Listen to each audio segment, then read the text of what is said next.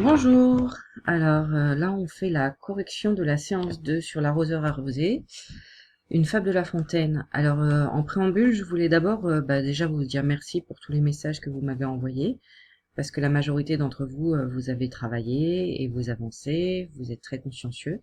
C'est très bien. Il est vrai que tout le travail qu'on fait est hyper important pour vous pour l'année de cinquième. Donc ne lâchez rien parce que l'année prochaine, on commencera en se disant que vous avez fait votre programme. Comme j'ai pas de classe de cinquième, vous aurez un autre professeur.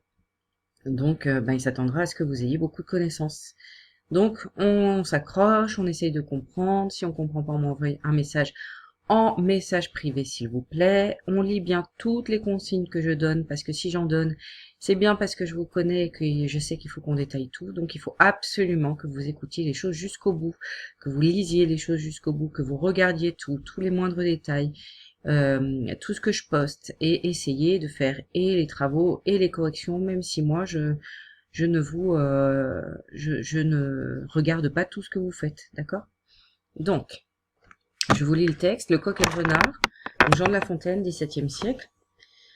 Sur la branche d'un arbre était en sentinelle un vieux coq, adroit et matois.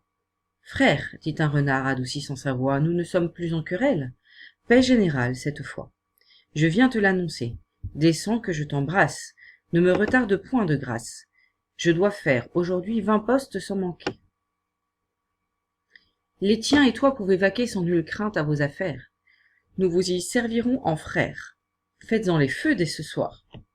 Et cependant, viens recevoir le baiser d'amour fraternel. Ami, reprit le coq, je ne pouvais jamais apprendre une plus douce et meilleure nouvelle que celle de cette paix. Et se met une double joie de la tenir de toi. Je vois 2 lévriers qui, je m'assure, sont courriers que pour ce sujet on envoie. Ils vont vite, et s'en dans un moment à nous. Je descends. Nous pourrons nous entrebaiser tous. Adieu, dit le renard, ma traite est longue à faire. Nous nous réjouirons du succès de l'affaire une autre fois. Le galant, aussitôt, tire ses grègues, gagne au haut, mal content de son stratagème, et notre vieux coq en soi-même se mit à rire de sa peur, car c'est double plaisir de tromper le trompeur. Alors ce texte est pas simple, parce que c'est un ancien langage, on fait une sorte de petite traduction. Alors sur la branche d'un arbre se tenait un vieux coq. Le renard dit, en adoucissant sa voix, nous ne disputons plus, nous ne sommes plus fâchés, cette fois-ci c'est la paix. Je viens te l'annoncer, allez viens, je t'embrasse, je viens te faire un bisou. Alors il faut savoir que embrasser, ça voulait dire se prendre dans les bras, hein, c'est ce que ça signifie. Ne me retarde pas parce que j'ai beaucoup de chemin à faire, très certainement pour aller à l'annoncer à d'autres personnes. Les tiens, donc les autres poules ou les autres coqs, et toi, vous pouvez maintenant faire vos affaires sans aucune crainte, puisque nous serons frères à partir de maintenant, puisqu'il n'y a plus de dispute. Faites la fête dès ce soir, et cependant, ça veut dire maintenant, viens recevoir ce baiser d'amour fraternel entre renard et coq. Alors, ami, reprit le coq, j'aurais pas pu apprendre une meilleure nouvelle que cette paix. Et c'est une double joie de la tenir de toi, c'est-à-dire de la tenir de celui qui me faisait la chasse. D'ailleurs, je vois 2 lévriers, ces 2 chiens, qui, je m'assure, apportent cette même nouvelle. Ils vont vite, et très vite, ils seront vers nous. Je descends, nous pourrons nous entrebaiser tous, alors je suis sûre qu'il y en a qui ont rigolé, mais ça veut dire nous pourrons tous nous embrasser, et se tenir dans les bras, donc.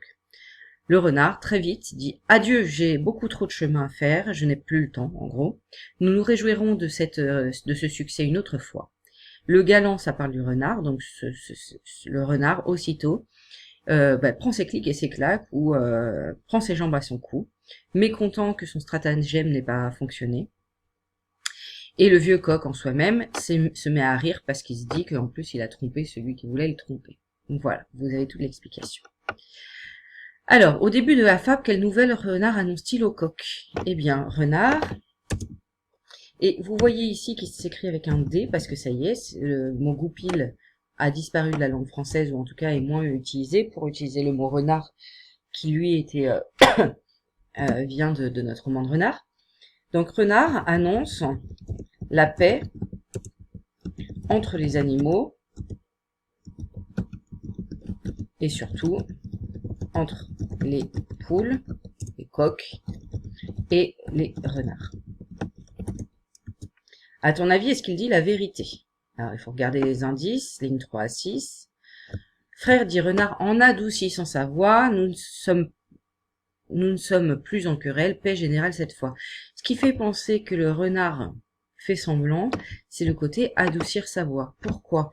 Parce que ça signifie que il va essayer d'amadouer le coq, il va essayer de lui faire croire quelque chose, et donc il va utiliser une voix masquée, une voix cachée finalement. Hein, donc on va pas parler de lignes, on va parler de vers. Je suppose que vous avez bien remarqué qu'il s'agissait d'une forme poétique. Hein, les fables de La Fontaine, c'est sous forme poétique. Il y a des vers, donc une vers égale une ligne, un vers égale une ligne dans le poème. Donc le renard cherche à masquer sa voix pour adoucir le coq. Quelle est la réponse du coq? Eh bien, le coq semble tomber dans le piège, puisque au départ, il dit ah, très bien, j'en suis bien content. Mais il invente les personnages des lévriers pour dire aux renards qu'ils vont pouvoir fêter tout cela ensemble. Alors, l'histoire des lévriers, c'est parce que les lévriers sont des chiens de chasse et que pendant la chasse aux renards, ces chiens-là pourchassaient les renards pour que les hommes puissent les attraper, les faire tomber dans des pièges ou puissent les tuer. D'accord? Donc, c'est pour renard quelque chose qui est plus compliqué. Donc, voilà, c'est tout. À ton avis, dit-il la vérité? Alors, nous, on va aller voir sur le texte. Ami, reprit le coq, je ne pouvais jamais apprendre meilleure nouvelle. Ce m'est une double joie de la tenir de toi. Je vois de lévrier, etc. Nous avons aucune indication sur le jeu du coq. Et il faudra attendre la fin pour comprendre que c'est une ruse. Nous, en tant que lecteurs, on peut se dire au départ, bah oui, il y a vraiment de lévrier qui arrive.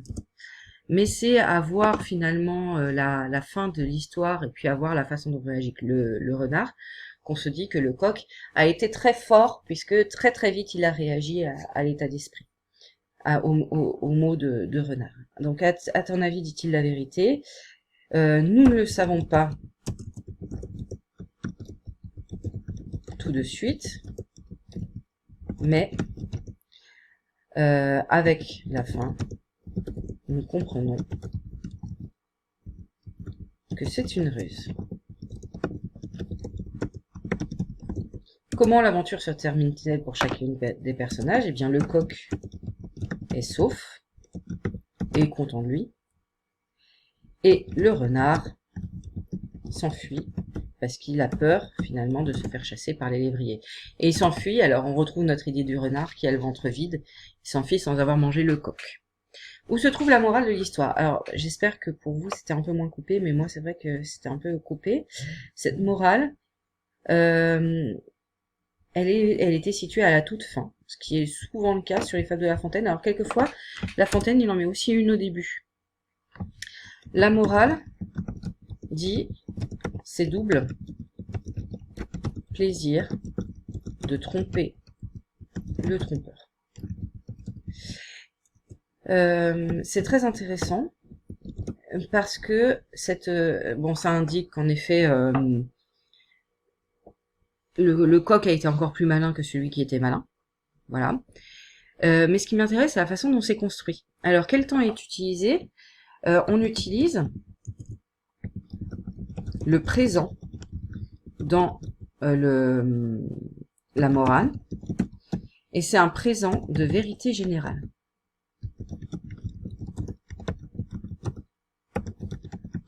Un présent de vérité générale, ça veut dire c'est toujours valable.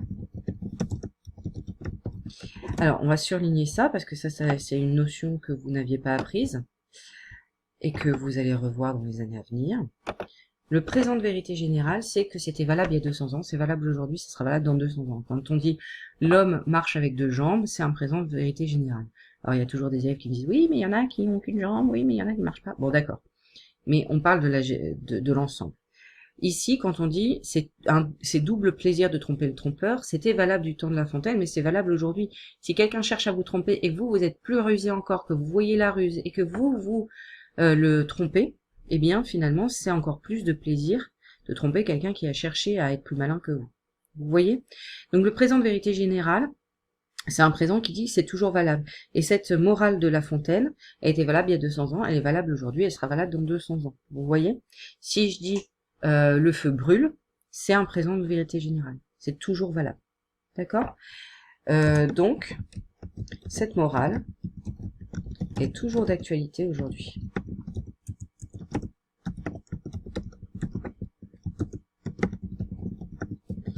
Alors, ce qu'il faut savoir, c'est que Jean de La Fontaine, comme Molière finalement, ce sont des auteurs qui sont très reconnus en France et qui ont beaucoup de valeur et qui ont un vrai pouvoir d'écriture. Hein, c'est vraiment quelque chose de très classique et très intéressant. Mais ils se sont tous inspirés d'autres auteurs également. Donc Molière s'est beaucoup inspiré des Italiens et puis des Latins. Et c'est ce qui s'est passé également pour La Fontaine. Donc il existait chez Ésope des fables. Donc si vous êtes curieux, vous allez faire un petit tour sur internet, vous allez taper Fables d'Ésope, et notamment le corbeau et le renard que vous connaissez tous par cœur, eh bien vous allez découvrir qu'elle avait été créée bien avant La Fontaine, qu'elle a été créée du temps d'Ésope déjà. Et que le personnage du renard rusé existe depuis très longtemps, puisque dans l'Antiquité on en parlait déjà comme ça. Donc dans le coq et le renard, j'ai pas fait ma recherche, moi je me souviens plus, mais il est possible que ce soit aussi une fable tirée d'avant. Par contre, ce qui est très intéressant pour nous, c'est que La Fontaine, il a ses morales qu'on a gardées dans la langue française. Rien ne sert de courir, il faut partir à point. Alors, il est vrai que vous l'utilisez pas vous tous les jours, mais c'est quelque chose qu'on peut utiliser dans la langue commune et tout le monde comprend. Donc, les morales des fables de La Fontaine sont extrêmement intéressantes et ce qu'on peut vraiment garder. Tout le texte est là pour raconter l'histoire, pour expliquer cette morale, pour faire comprendre en fait pourquoi c'est encore plus un plaisir de tromper quelqu'un qui nous trompe. Il utilisait des animaux, je vais un peu vite parce que je fais pas toute une séquence sur La Fontaine, mais parce que ce sont des éléments de culture qui sont essentiels pour vous. Il utilisait des animaux, La Fontaine, parce que en fait il avait beaucoup observé les gens de son époque, notamment à la cour du roi, et il voulait se moquer un petit peu de leur façon de faire. Et comme il voulait pas finir en prison parce qu'on n'avait pas la liberté de parole comme on l'a aujourd'hui, au lieu de dire le marquis de machin et la marquise de bidule, eh bien il utilisait des animaux pour représenter des scènes. Mais en fait, il s'était inspiré des humains. C'est pour ça qu'il fait des personnifications, c'est pour ça qu'il fait parler ces personnages. Donc, le renard et le coq, c'est un moyen pour La Fontaine de raconter une histoire à partir de choses qu'il a observées de la vie quotidienne des gens, et puis de garder une morale qui est forte et qui peut se faire comprendre par tous les êtres humains, je dirais français, mais je dirais même au-delà. Voilà. Pour la deuxième partie du texte à la scène, en fait, je ne vais pas moi faire de correction parce qu'il y a toute une partie où c'est vous qui remplissez. Juste à l'oral très rapidement parce que j'ai 1 minute. Bob Wilson, c'est un metteur en scène qui travaille énormément sur la nudité des scènes, des mises en scène, quelque chose de très simple, et sur la lumière. Donc vous avez vu que c'est vraiment très étrange comme mise en scène, un peu dérangeant, même je trouve moi ces personnages avec ces masques là, c'est un peu dérangeant. La gestuelle avec toute une fluidité chez le renard, avec ses mains, moi ses mains me font assez frémir. Et pour autant, on comprend, grâce à ça, les intentions des personnages de La Fontaine. Donc les éléments de décor, il y en a peu, hein, vous les avez remarqués. Il y a peu de personnages, c'est ceux qui correspondent à l'histoire. Les costumes, finalement pareil, il y en a peu, mais ce qui humanise nos personnages. Et puis après, la gestuelle, est-ce qu'il y a la musique, etc. Tout ça, je vous laisse voir. Mais ce qui est le plus important, c'est que vous regardiez et pourquoi pas, si vous l'avez pas fait, que vous imaginiez une mise en scène pour vous qui serait complètement différente. Je vais devoir couper, j'arrive pile à 15 minutes. Je vous embrasse très fort, j'espère que vous avez tout compris. Si vous n'avez pas compris, vous m'écrivez. Et puis continuez bien les cocos parce que on a besoin de continuer à avancer. À très bientôt.